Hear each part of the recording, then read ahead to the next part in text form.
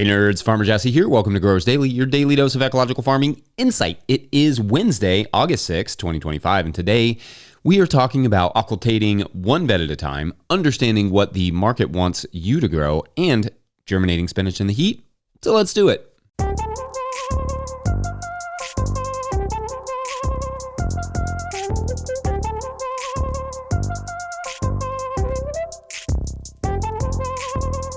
All right, happy Wednesday, everyone. I hope everyone is doing well today. We got a hint of rain yesterday, which was nice and welcomed. You can have the wettest spring in the world, but then it can pretty much be all for naught after a month of 90-degree temperatures. That would be like, I don't know, in the low 30s Celsius. Starting to see some premature wilting in the milpa patch, but hopefully that rain will get us through it. Didn't do very much exciting stuff yesterday. Nothing really exciting to report. Shucked the last of the sweet corn and mowed that patch down. Got some harvesting done. Got some seeding done. Managed the cherry tomatoes in the tunnel a bit, which they have not yet fully reached jungle pruning stage, where I just kind of give up and let them go. Basically, just harvest what I can. But it's kind of getting there, meaning it's that time of the season where I am losing the energy or will to lower and lean them every week, because as a one-person show in the field, it's a big ask to dedicate an entire morning to just pruning tomatoes. All right, just so it's clear what I'm doing here, you can see like that one's growing into the roof there. So I'm pulling them down, I'm cutting them at the very last cluster, right? And then allowing that last cluster to size up. So then I'll just keep letting it grow suckers and then just keep doing this as long as I can until it won't let me do it anymore. That's my lazy pruning. So I've kept up with them reasonably well, but you know, it's getting there. I should say we will be returning to interviews shortly on Wednesdays, but lining them up is always a challenge, especially in the summer for both the interviewee and myself. But things will be slowing down soon, so it'll be nice to have some more voices on this show. So be on the lookout for that. Maybe not every Wednesday we'll be able to do it, but certainly more of them. And I'm looking forward to getting to chat with some farmers after this wild growing season we've all had. Anyway, still got a great show for you today because we are talking spinach, and who doesn't love to talk about spinach? Except for maybe Bluto. Bluto, not a big fan. Okay, so we're inching closer to the fall crop season, which means I want to start my spinach, but it's like 90 degrees Fahrenheit out here, like I said, low 30s.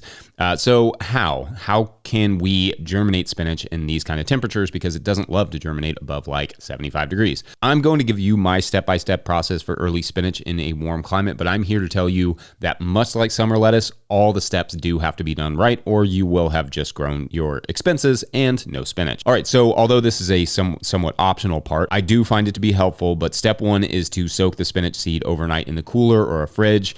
I like to soak it in a compost extract, but you can use just water if you want. I'm just a nerd like that, and I like the idea of getting some microbes in there in and around the seeds before we sprout them. After we soak them overnight, then the next day, you can either strain them off and just go ahead and sow them straight away into a tray of soil blocks or cell trays or whatever you're using, or allow these seeds to air dry for the day and store them for several months that way.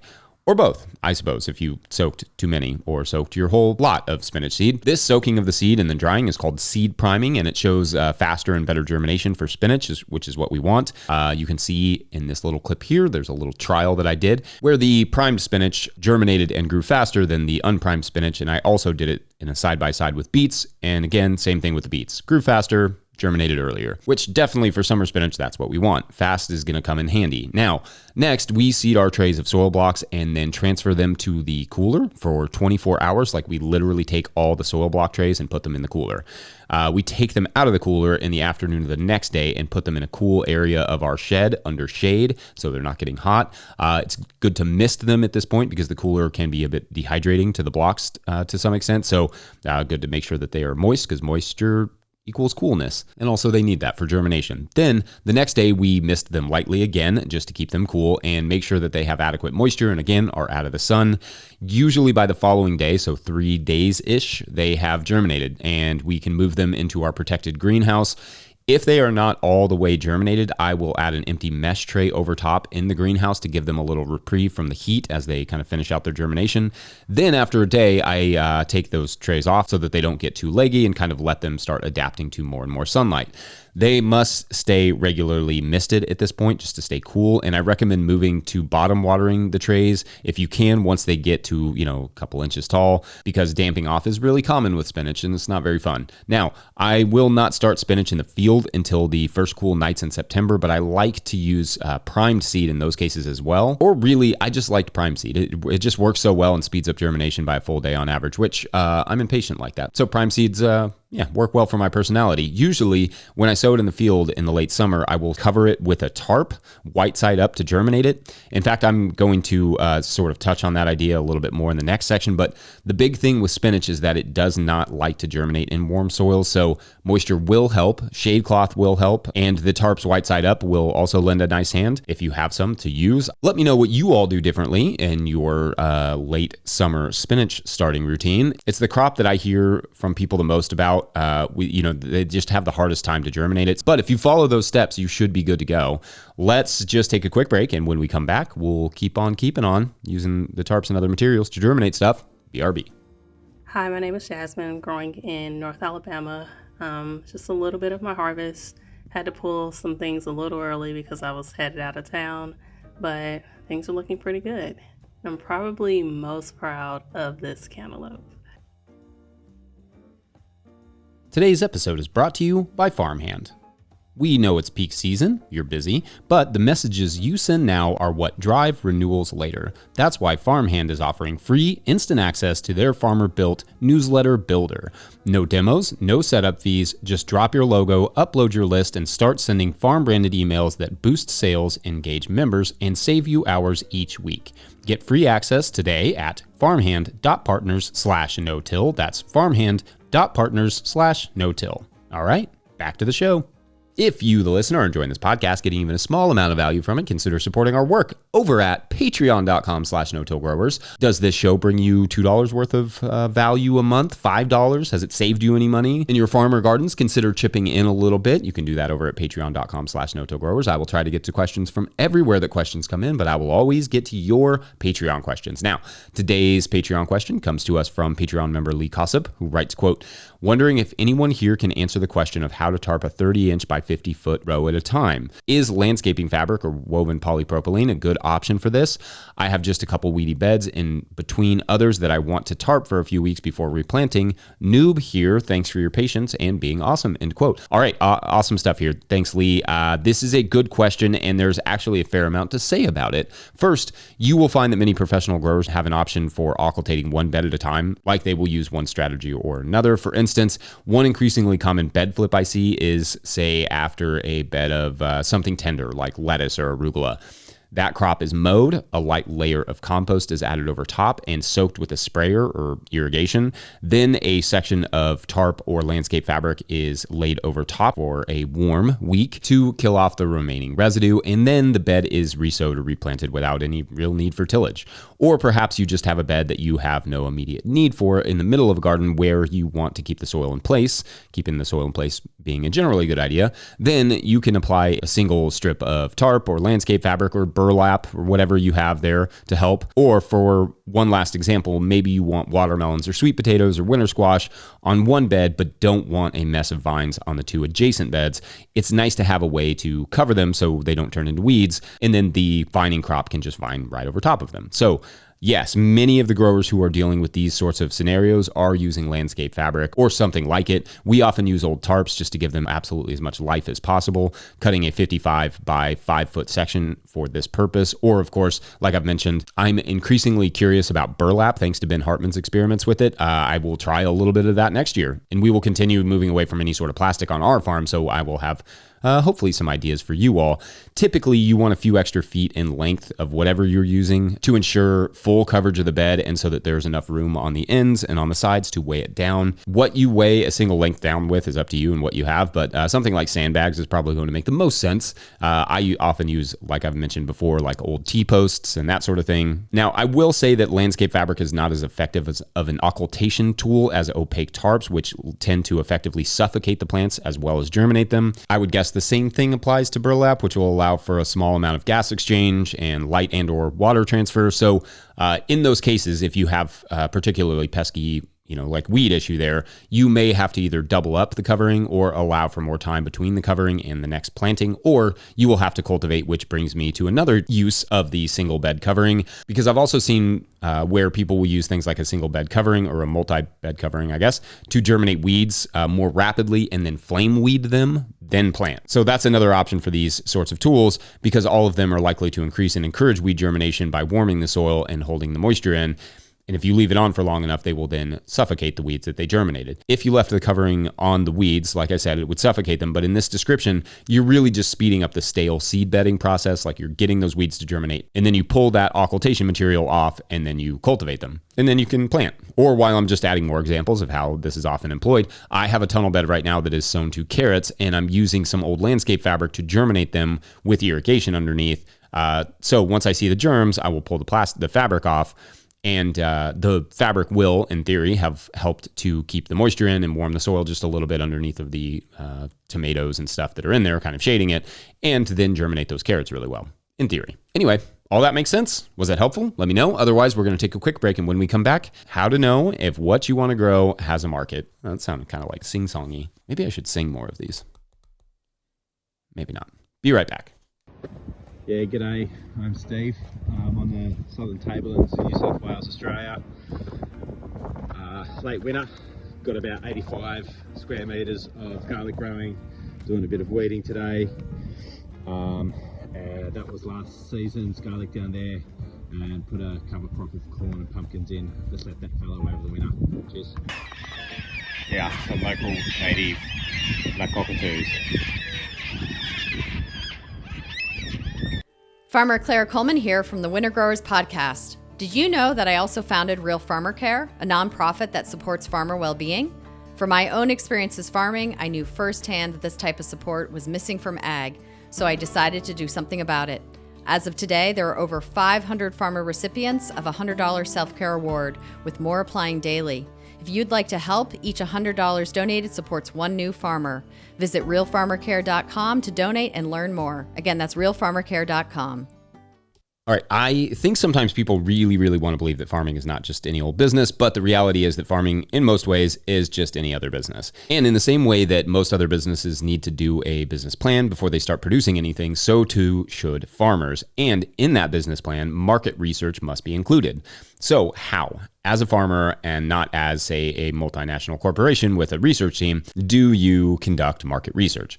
Well, it is not as complicated as it sounds, and there are actually quite a few very straightforward strategies to accomplish this that don't cost much, if anything, save for a little bit of time. First, there are four main places that market farmers tend to sell their food: retailers, farmers markets, restaurants, and CSA-style subscriptions. Then there are obviously a few other options like wholesalers, farm stores on the property, and so on. But pick a few of those that you are interested in and then kind of investigate those. For this example, we'll just say CSAs, retailers, and farmers markets. Next, you would take each one of those and investigate them individually. So for CSAs, how many exist in your chosen area? How do they distribute their produce? What do they offer? What is their main price point? Can you tell how many customers they supply? Is it a small, like 50 member or less CSA, or is it a 250 plus member CSA? Do they seem to sell out, or are they just scrapping for customers every season? Can you read any reviews? That will help as well to know what they do well, what they don't. Most CSAs will list their info on their site. During the winter is usually when they are pushing for new members. Check their social media and see how they advertise and how much they're advertising. That may give you some clues about how difficult it is to fill a CSA in that area. If they have a waiting list and have a big CSA, that could be a good sign. Or if there isn't a CSA in your area or only a couple small ones, and that's a style of production that you're interested in and can achieve, then that might be a good sign to pursue it. Don't feel weird about investigating this stuff. If I'm another CSA farm in a crowded market, I would appreciate that somebody looking into this would take the time to research my farm and the others, because maybe that market research encourages you to avoid starting yet another CSA to contend with, because it's already a difficult enough market to sell in, and it would only dilute it more, hurting basically all the farms. Next, retailers. Retailers are nice because you can just more easily go visit small grocery stores and see the products on the shelf. Just go and look and see how much, if anything, is produced locally, what it is. You can even ask the store to speak to the produce buyer and see what they say, see what they're looking for. You may find a co-op to join or a small retailer interested in local produce that could serve as a great customer. Or you may just find that you're in a place of like Walmart and no retail options whatsoever, and that would maybe answer that, or maybe point you in the direction of starting a little retail shop. I don't know. You'd have to do more market research for that, but it could also define what your business will be, this market research. Farmers markets can be great because you can visit farmers markets multiple times throughout the season, all days of the week that it's open, and take note not just of how many farms are like the one you envision, but what those farms sell specifically. Are they tomato heavy, or do they sell a lot of plant starts? Does anybody sell plant starts? Are they heavy on summer crops but low on things like lettuce during the summer? That could present an opportunity. Or is there a flower farmer? Is there anyone growing fruit? And maybe those are an option. The research in both the retail and the farmers market scenario is not just about seeing if local produce or flowers or whatever you want to grow is present, but what is missing within that niche. What niche, in other words, could be filled? Because sometimes there are numerous flower vendors at the market, but none supplying the local retailers, for instance, or there is no delivery flower CSA yet, or whatever. Now let's talk about restaurants, because these can be tricky in terms of just researching them. How many restaurants are in your area that would reasonably buy local products? Are they busy enough to sustain like a good, consistent production? Do they have items on their menu year round that you could supply? Something like, I don't know, for instance, like lettuce, carrots, maybe beets, herbs, that sort of stuff that's relatively easy to grow throughout all seasons, depending on where you are and what your setup is. You may have to look through their social media and see what they were selling in the fall or winter or whatever season you are not currently in where you are. It is also okay to go eat there at non-busy times and ask the managers or chefs if they buy local produce and what they buy, what they may be looking for, especially in terms of the relationship itself. Sometimes they will buy local produce for a while and then just stop because it's not consistent enough. That is worth knowing. One very underrated place to do market research is at farm conferences, talking to other farmers about the different opportunities in the area. You may meet someone, in fact, looking to purchase loads of X product, like co-ops or retailers or restaurants. I've met distributors and retailers and chefs and all sorts of people at farm conferences who are just there for that purpose, to kind of mingle, to meet people and network, to see if they can get more local produce. It's also, if you're at least cool about it, okay to just ask farmers at the farmers market if they have ever sold to X retailer or restaurant or whatever and what they think about it. They likely have some insight or know somebody that has sold to them, and they will be able to tell you. Now, I obviously recommend being upfront about research that you do directly with farmers. Like, I would say something to the effect of, we're working on starting a farm locally, but we are, not trying to step on any toes, just trying to see what niches we may be able to fill, or something to that effect. Being sneaky is not necessary and is definitely not going to win you any friends or favors. Most farmers are down to help and will be honest with you about certain market situations, because, like it is with the CSA example, they'd probably rather have someone fill a niche than just produce what they're producing, because it just makes it harder for everybody.